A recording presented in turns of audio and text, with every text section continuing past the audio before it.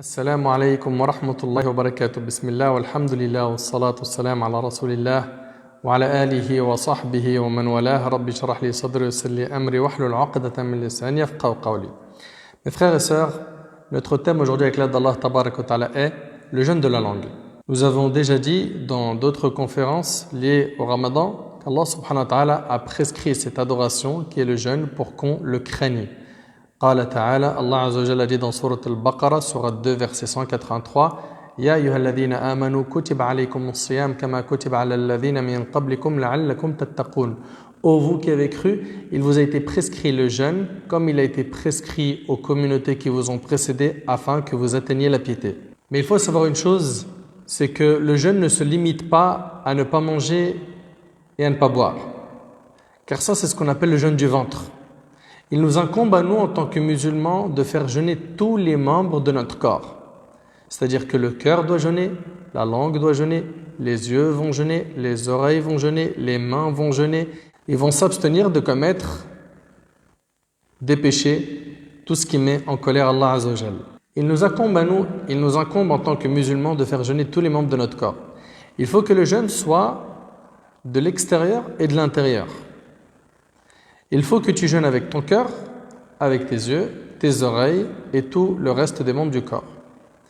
Et aujourd'hui, on va parler d'un organe qui est très dangereux. C'est la langue. Subhanallah, la langue est un petit être de chair, mais ses paroles valent très cher.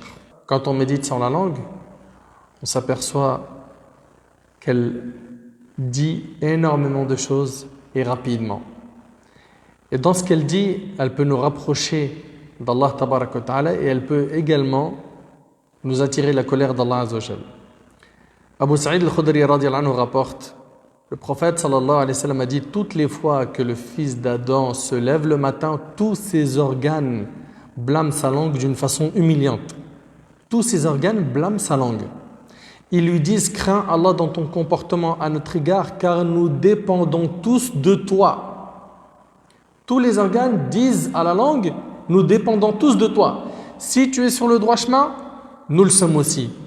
Et si tu prends la route tortueuse, nous la prenons avec toi. C'est rapporté par Bukhari et Muslim. Et selon Anas radiallahu anhu, le prophète sallallahu alayhi wa sallam a dit, la foi du serviteur ne sera bonne que lorsque son cœur sera sur le droit chemin.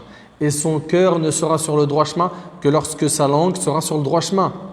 Et n'entrera pas au paradis un homme dont son voisin n'est pas à l'abri de son mal, rapporté par Ahmad.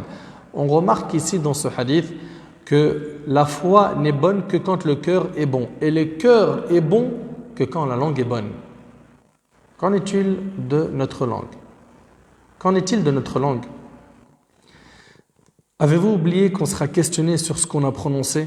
Allah tabaraka wa ta'ala dit dans sourate Qaf, sourate 50, verset 18, Ma yalfidhu min qawl illa ladayhi raqibun atid. Il ne prononce pas une parole sans avoir auprès de lui un observateur prêt à l'inscrire. Chaque parole que tu prononces, les anges l'inscrivent. Si tu dis du bien, alors ils écrivent du bien. Et si c'est du mal, ils écrivent du mal.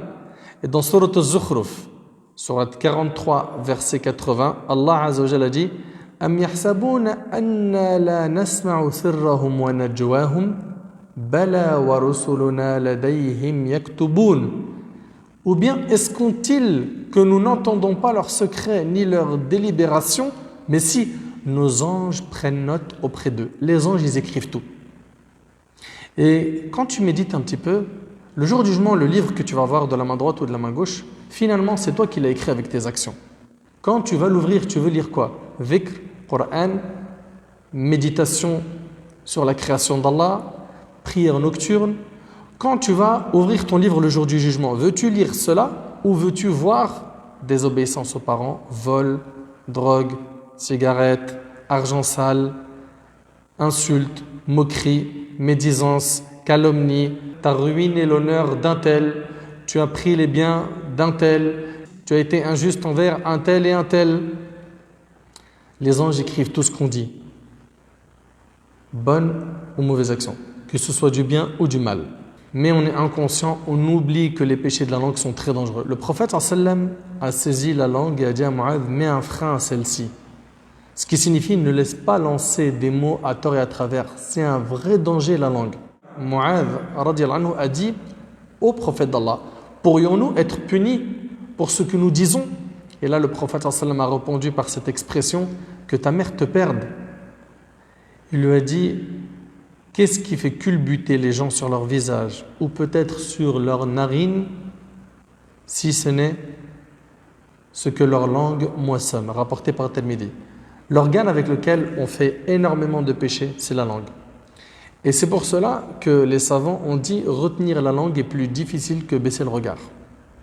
Le fait de baisser le regard peut être facilité pour certains. Mais maîtriser sa langue pour qu'elle ne dise que ce qui plaît à Allah subhanahu wa ta'ala, c'est très dur. Car la langue peut tomber dans beaucoup de péchés. Le regard peut commettre une seule sorte de péché. Mais pour la langue, il y a plein de moyens de commettre des péchés. On a le mensonge, la médisance, la calomnie, le faux témoignage, les insultes, et j'en passe. Je ne suis pas bien sûr en train de minimiser les péchés du regard, mais c'est pour vous montrer la gravité de ce que peut prononcer la langue. Si tu dois préserver ta langue de tous ces péchés en dehors de Ramadan, pendant Ramadan, tu dois faire encore plus attention. Parce qu'on en a qui vont jeûner et ils mentent. Ils jeûnent et ils parlent sur le dos d'eux, un tel et un tel, parmi les imams, parmi les membres de sa famille, parmi ses proches, sa femme, ses enfants, ses parents. Médisance. Il jeûne et il insulte. Il dit des gros mots à tout va. Il jeûne et il prononce des faux témoignages. Il jeûne et il n'épargne pas les musulmans de sa langue.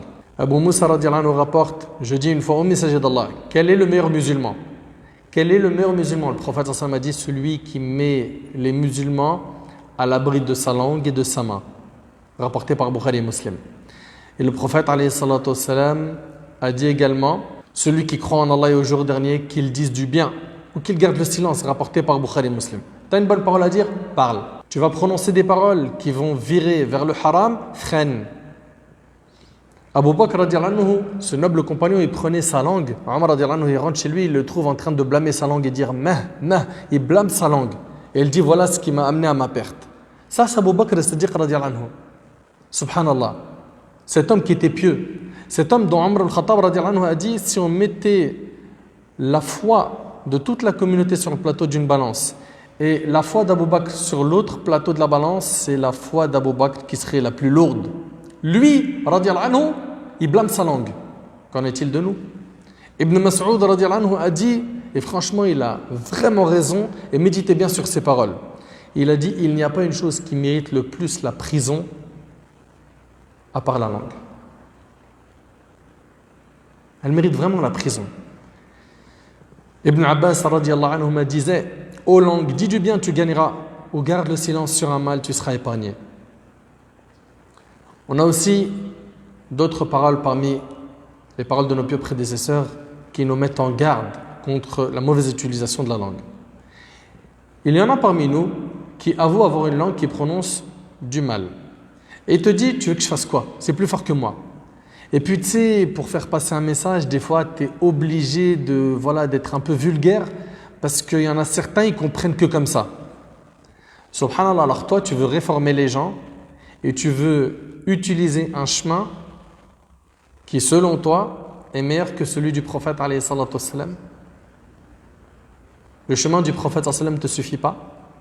Le prophète sallallahu alayhi wa sallam n'a jamais été vulgaire et il n'a jamais cherché à l'être. Abu Hurayra radiallahu anhu rapporte qu'il a entendu le prophète sallallahu alayhi wa sallam dire l'homme prononce certainement un mot sans bien y réfléchir et ce mot le fait glisser dans le feu plus loin que la distance qui sépare l'Orient et l'Occident, rapporté par Bukhari et Muslim. Et dans le hadith de Bilal ibn al-Harith radiallahu anhu, ce hadith il est rapporté par l'imam Malik et d'autres, le prophète sallallahu alayhi wa sallam a dit l'homme prononce certainement une parole digne de la satisfaction d'Allah sans penser qu'elle atteindrait une telle importance. Allah lui écrit pourtant à cause d'elle sa pleine satisfaction jusqu'au jour où il le rencontrera. L'homme prononce certainement une parole provoquant la colère d'Allah sans penser qu'elle atteindra une telle importance. Allah lui écrit pourtant à cause d'elle sa colère jusqu'au jour où il le rencontrera. Allahu Akbar. Il y en a qui parlent sans réfléchir. Regarde, l'homme prononce certainement une parole provoquant la colère d'Allah sans penser qu'elle atteindrait une telle importance. Allah lui écrit pourtant à cause d'elle sa colère. Jusqu'à quand? Jusqu'au jour où il le rencontrera. T'imagines? T'imagines, Allah il est en colère contre toi jusqu'au jour du jugement? Médite un petit peu sur tout ça. Nombreux sont ceux qui jeûnent, qui vont prier la nuit, qui vont faire du bien autour d'eux, mais ils ont une mauvaise langue. Il utilise sa langue pour provoquer les gens, faire du mal, semer la division au sein des musulmans, etc. Abu Huraira radiallahu anhu rapporte qu'un homme a dit ô messager d'Allah, et regardez bien subhanallah ce hadith comment il est très fort. Une telle femme prie, fait l'aumône et jeûne beaucoup. Cependant, elle porte atteinte à ses voisins par la parole. Le prophète il a dit hiya finnar, elle est en enfer. Elle jeûne, elle prie, elle fait des aumônes, mais elle fait du mal à ses voisins avec sa langue. Il a dit finnar. Subhanallah. L'homme reprit ô messager d'Allah, telle autre femme prie et jeûne peu et ne donne comme aumône que des morceaux de lait caillé, c'est-à-dire qu'elle ne fait pas autant d'efforts que la première, mais elle ne fait aucun tort à ses voisins. Le prophète sallallahu alayhi wa sallam a dit elle ira au paradis. T'as vu la langue? Si tu la maîtrises, tu réussis. Dans le cas contraire, tu péris. Et n'oubliez pas une chose, c'est que le jour du jugement, il y en a qui vont faire faillite. Ils vont venir comme dans le hadith où le prophète il a dit savez-vous qui a fait faillite? Il y a des gens qui vont venir le jour du jugement avec beaucoup de prières, du jeûne, la lecture du Coran, mais il a insulté un tel, il a mangé les biens d'un tel, il a frappé un tel, etc., etc. Et qu'est-ce qui va se passer le jour du jugement? Eh bien, ces hasanat vont être répartis entre toutes ces victimes. Et puis, s'il n'a pas assez de bonnes actions pour se racheter, on prendra leurs péchés et on les mettra sur son compte. Allahu Akbar. Vous imaginez? Et ensuite, il sera jeté en enfer. C'est rapporté par Muslim. Et le prophète, en parlant de la médisance, il a dit Atadrouna mal ghaiba, savez-vous ce qu'est la médisance? Ils ont dit Allah et son messager le savent mieux que nous. Il a dit Dhikruka akhak bima yakrah. Dire à propos de ton frère des choses qu'il n'aime pas. Parler sur le dos de ton frère en disant des choses qu'il n'aime pas. Parler sur le dos de ta sœur en disant des choses qu'elle n'aimerait pas entendre si elle était présente. Ça, c'est de la médisance. C'est devenu le meilleur plat que consomment les gens dans une assemblée quand ils sont ensemble, manger la chair d'autrui. Aïcha radiallahu anha rapporte, je dis au prophète sallallahu alayhi wa sallam, je ne citerai de Safiya, sa coépouse, c'était une autre femme du prophète sallallahu alayhi wa sallam, que tel défaut. Et elle a fait un signe avec sa main comme quoi elle était petite. Et là, regardez le prophète sallallahu alayhi wa sallam, qu'est-ce qu'il va dire? Elle a juste fait un signe comme ça pour dire que Safiya, elle est petite en taille. Le prophète sallallahu alayhi wa sallam lui a dit, tu viens de dire une parole qui, si on la mélangeait à toute la mer, lui changerait son goût et son odeur. Allahu Akbar. Subhanallah. C'est impressionnant. Et le hadith, il est rapporté par l'imam Abu Daoud. Une parole peut avoir cet effet. Que dire de plusieurs paroles? Faisons le bilan de nos communications téléphoniques, de nos messages sur les réseaux sociaux, nos commentaires sur les réseaux sociaux, où on parle et on critique les gens. On fait beaucoup de médisance malheureusement. Mon frère ainsi que toi ma soeur, comment agirais-tu si tu sais que tu es sur écoute? Tu sais que si tu es sur écoute, tu vas faire attention à ce que tu dis, n'est-ce pas? Sache que tu es sur écoute par Al-Malaïka, les anges, que tout ce que tu dis est inscrit. Allah Azza wa Jalla nous a dit dans Sourate Al-Isra, Sourate 17, verset 53, وَقُلْ لِعِبَادِي يَقُولُ الَّتِي هِيَ أَحْسَنُ إِنَّ الشَّيْطَانَ يَنزَغُ بَيْنَهُمْ. Et dis à mes serviteurs d'exprimer les meilleures paroles, car le diable sème la discorde parmi eux. Et Allah Tabaraka wa Ta'ala a dit dans Sourate Al-Mu'minun, Sourate 23, dans le premier verset au verset 3, قَدْ أَفْلَحَ الْمُؤْمِنُونَ الَّذِينَ هُمْ فِي صَلَاتِهِمْ خَاشِعُونَ وَالَّذِينَ هُمْ عَنِ اللَّغْوِ مُعْرِضُونَ. Bienheureux sont certes les croyants, ceux qui sont humbles dans la prière et qui se détournent des futilités. Détourne-toi des futilités. Nos langues doivent jeûner de la médisance, de la calomnie, du mensonge, des insultes, des vulgarités qui ont inondé malheureusement nos rues, nos marchés, nos demeures, les réseaux sociaux, etc. Certains pensent que c'est normal pendant le jeûne d'être énervé, de dire du mal, porter atteinte à l'honneur des croyants. Le prophète alayhi salatu wassalam, dans le hadith rapporté par Ibn Majah selon Abu Huraira, a dit « Plus d'un jeûneur n'a rien de son jeûne sinon la faim et la soif. » Il n'a pas de récompense, que la faim et la soif. Protégeons nos langues surtout de la médisance et sachez que celui qui médit a un manque de virilité. Pourquoi? Il ne dit pas les choses en face. Il préfère parler derrière le dos des gens. Va voir la personne et dis-lui ce que tu lui reproches. Si vous rencontrez quelqu'un médire d'un autre, dites-lui soit un homme, va lui dire en face. Celui qui médit n'a pas le courage de dire les choses en face, hélas. Allah Tabaraka wa Ta'ala dans Sourate Al-Hujurat, Sourate 49, verset 12 a dit « Ya ayyuhalladhina amanu ijtanibu kathiran min adh-dhann إن بعض الظن إثم ولا تجسسوا ولا يغتب بعضكم بعضا أيحب أحدكم أن يأكل لحم أخيه ميتا فكرهتموه واتقوا الله إن الله تواب رحيم. Ô vous qui avez cru, évitez de trop conjecturer sur autrui car une partie des conjectures est péché. Et n'espionnez pas et ne médisez pas les uns des autres. L'un de vous aimerait-il manger la chair de son frère mort? La médisance, c'est manger la chair de ton frère mort. Non, vous en aurez horreur et craignez Allah car Allah est grand, accueillant au repentir, très miséricordieux. Et selon Anas radiallahu anhu, le prophète sallallahu alayhi wa sallam a dit: au cours de mon ascension au ciel, je suis passé devant des gens ayant des ongles de cuivre avec lesquels ils se griffaient le visage. Avec lesquels ils se griffaient le visage et la poitrine. Je demandais: qui sont ces gens-là, ô Jibril? Il dit: ce sont ceux qui mangeaient la chair de leur prochain et leur souillaient leur bonne réputation, rapporté par Abu Daoud.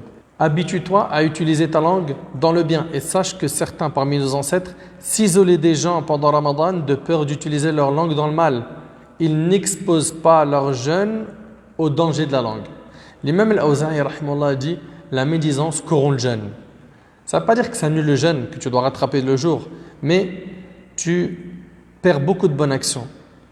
Beaucoup de bonnes actions. Mon frère, ma soeur, tu es d'accord avec moi que si tu rencontres quelqu'un qui jeûne et qui parle sur le dos des gens et que tu lui apportes une assiette de viande bien cuite en lui disant: viens, mange, il va te répondre: t'es sérieux ou quoi? Je jeûne. Comment tu veux que je mange de la viande? À ce moment-là, dis-lui: sache que tu as mangé de la viande illicite pendant et hors Ramadan. Tu as mangé la chair des musulmans, c'est très grave. Tu as commis la médisance. Et ça ne veut pas dire par là que celui qui commet la médisance doit rattraper le jour. Non, mais il a commis un grave péché. Pour finir, Ahbab el-Karam, il faut surveiller pendant ce mois cet organe, la langue. Le prophète alayhi salatu wassalam, dans Sahih al-Bukhari, c'est le hadith d'Abi Hurayra, a dit: celui qui ne s'abstient pas de mentir et d'agir en pur mensonge, Allah n'a que faire de son renoncement à son manger et à son boire. Et puis, il a été dit anciennement: si la parole est d'argent, sache que le silence est d'or. Tu n'es pas obligé de parler tout le temps. Réfléchis avant de parler. Ce que je vais dire là, ça va m'attirer quoi? La récompense divine ou la colère d'Allah? Si c'est la récompense, parle. Si ce n'est pas le cas, abstiens-toi. Mon frère ainsi que toi, ma soeur, qui a abusé en utilisant sa langue dans le haram, repens-toi et sache que la miséricorde d'Allah est immense et qu'il n'est pas trop tard. Profite de Ramadan pour mettre fin à ce péché. Je demande à Allah tabaraka wa ta'ala de nous aider à purifier nos langues de la médisance, de la calomnie, du mensonge et de tous les péchés de la langue. Qu'Allah subhanahu wa ta'ala améliore notre situation. أسأل الله سبحانه وتعالى أن ينفعني بما قلت وينفعكم بما سمعتم. هذا ما أعلم والله عز وجل أعلى وأعلم. سبحانك اللهم بحمدك أشهد أن لا إله إلا أنت أستغفرك وأتوب إليك. جزاكم الله خير والسلام عليكم ورحمة الله وبركاته.